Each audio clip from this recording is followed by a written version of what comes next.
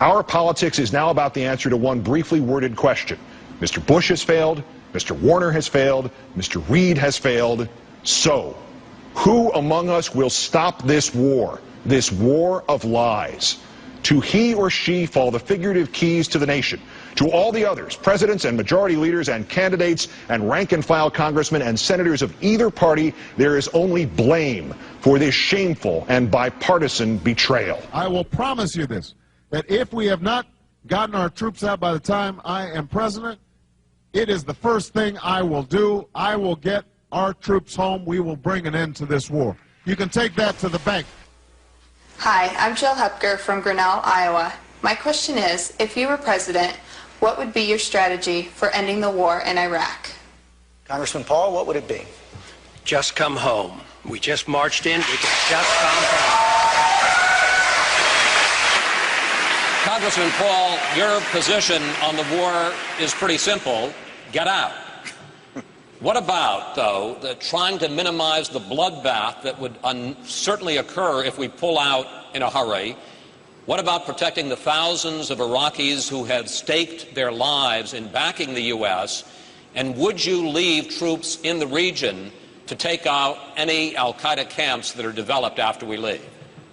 The people who say there will be a bloodbath are the ones who said it would be a cakewalk, it would be a slam dunk, and that it would be paid for by oil. Why believe them? They've been wrong on everything they've said.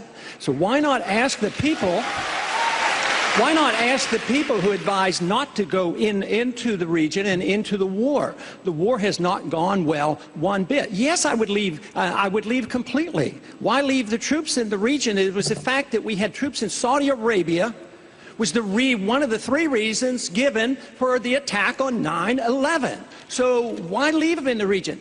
They don't want our troops on the Arabian Peninsula. We have no need for our national security to have troops on the Arabian Peninsula. And going into Iraq and Afghanistan and threatening Iran is the worst thing we can do for our national security. I am less safe. The American people are less safe for this. It's the policy that is wrong. Tactical movements and shifting troops around and taking in 30 more and reducing by 5, totally irrelevant. We need a new foreign policy that said we ought to mind our own business, bring our troops home, defend this country, defend our borders.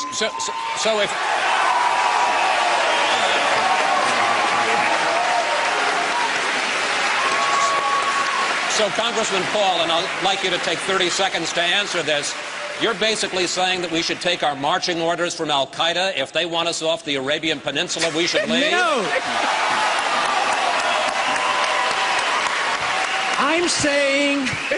I'm saying we should take our marching orders from our Constitution. We should not go to war. We should not go to war without a declaration. We should not go to war when it's an aggressive war. This is an aggressive invasion. We've committed the invasion of this war, and it's illegal under international law. That's where I take my marching orders, not from any enemy. Over this way.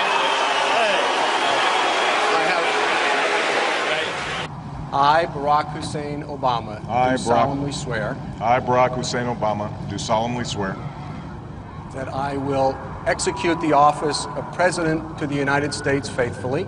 That I will execute the office of President of the United States. The office of President of the United States faithfully. And will, to the best of my ability. And will, to the best of my ability. Preserve, protect, and defend the Constitution of the United States. Preserve, protect, and defend the Constitution of the United States. So help you God. So help me God. Congratulations, Mr. President. All the best wishes.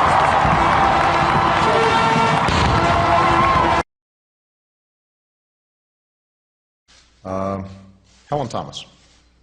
President, when are you going to get out of Afghanistan? Why are you continuing to kill and die there? What is the real excuse? And don't give us this Bushism. If we don't go there, they'll all come here. Well, Helen, the reason we originally went to Afghanistan was because that was the base from which attacks were launched that killed 3,000 people. And I'm going to get to your question, I promise.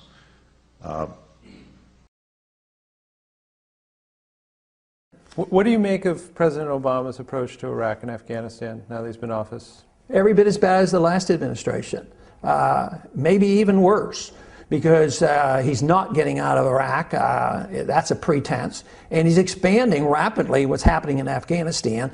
He's continuing the bombing of Pakistan. He has not changed his attitude about Iran. They're talking about denying any shipments of gasoline to the people of Iran just to further antagonize the situation. What he's doing is a little more dangerous because he has neutralized the anti-war left. The anti-war left has just left. So he has quieted down the left, and there's a very weak anti-war movement in this country now. And that obviously is something I hope to participate in reviving.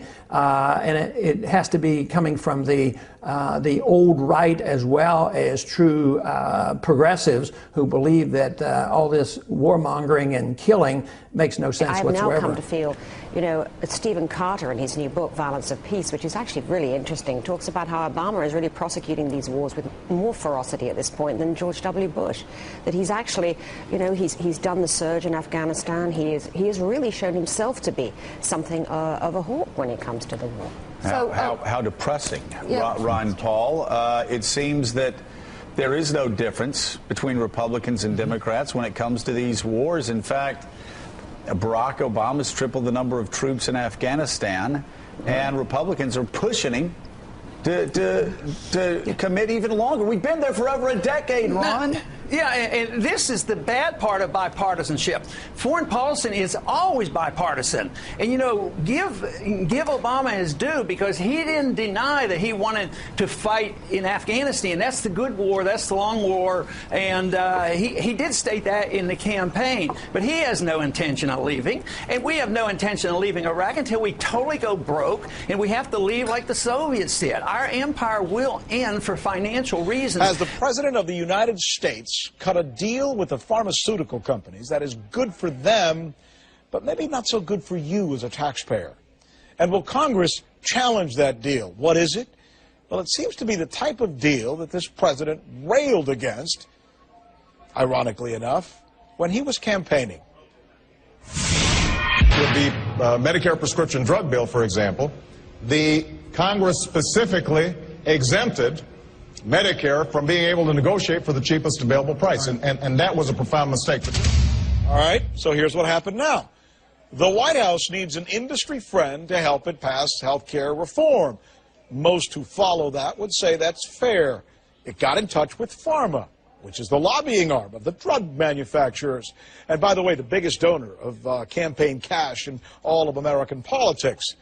Pharma, by the way, is run by this guy. That's Billy Towson.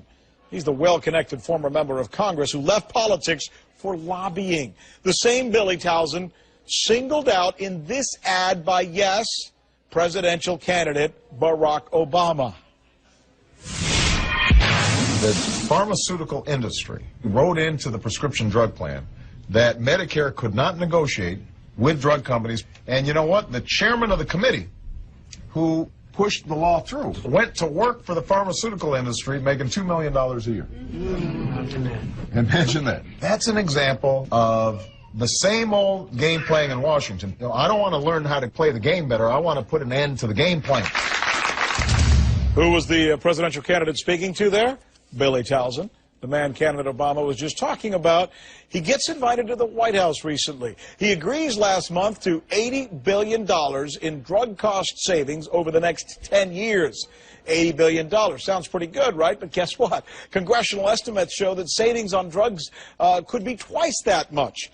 And the deal Towson got precludes further cuts down the road. In other words, it's locked in. Get it? The president wants to give more power, to the Federal Reserve. And if you come anywhere close to my understanding of the Federal Reserve, that's the last thing. I want to get rid of the Federal Reserve, and here he wants to enhance it.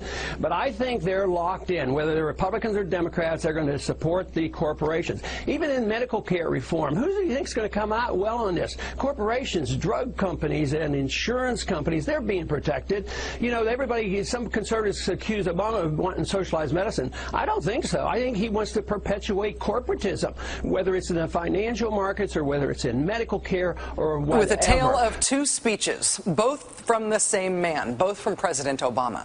One speech that could have been billed as a ballad to the Constitution, a proclamation of American values, a repudiation of the lawless behavior of the last presidential administration, and another speech announcing a radical new claim of presidential power that is not afforded by the Constitution and that has never been attempted in American history, even by George W. Bush and Dick Cheney.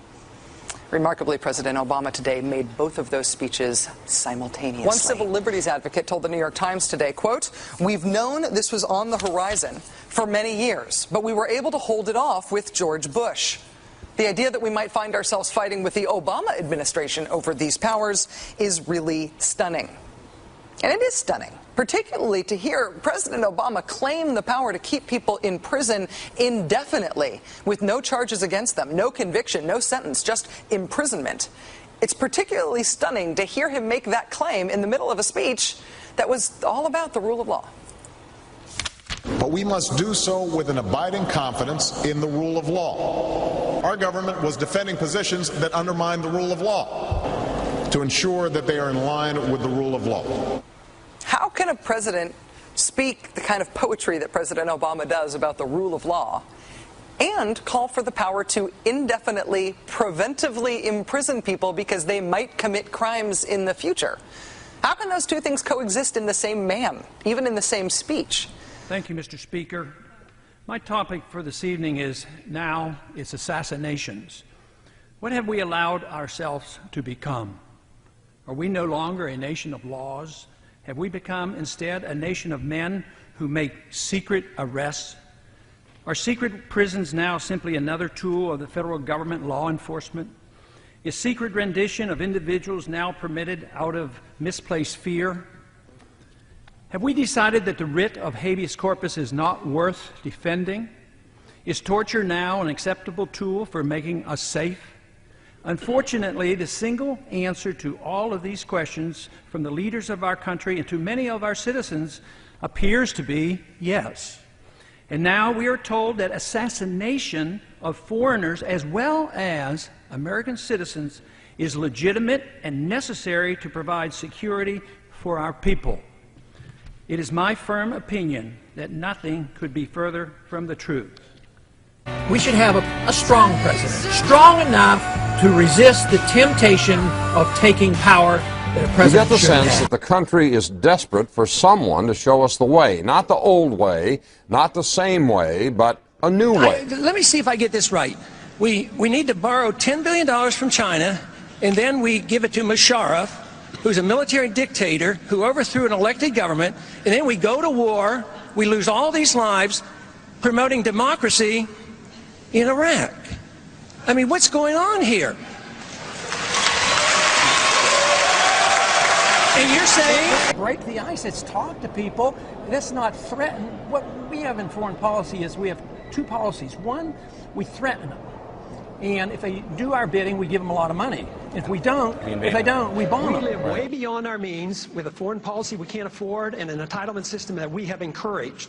We print money for it, the value of the money goes down, and poor people pay higher prices. That is a tax. It's a transfer of wealth from the poor and the middle class to Wall Street. Wall Street's doing quite well, but the inflation tax is eating away at the middle class of this country. We need to get rid of the inflation tax with sound money. We don't get our rights because we're gays or women or minorities. We get our rights from our Creator as individuals. So every individual should be treated the same way. I don't want to run your life. I don't know how to run your life. I don't have the authority to run your life, and the Constitution doesn't permit me to run your life. A currency or destroy a currency, the middle class gets wiped out. So the people who get to use the money first, which is created by the Federal Reserve System, benefit. So the money gravitates to the banks and to Wall Street. So that's why you have more billionaires than ever before. Today, this country is in the middle of a recession for a lot of people. Michigan knows about it. Poor people know about it. The middle class knows about it. Wall Street doesn't know about it. Washington, D.C. doesn't know about it. But it's because of the monetary system and the excessive spending. As long as we live beyond our means, we are destined to live beneath our means. And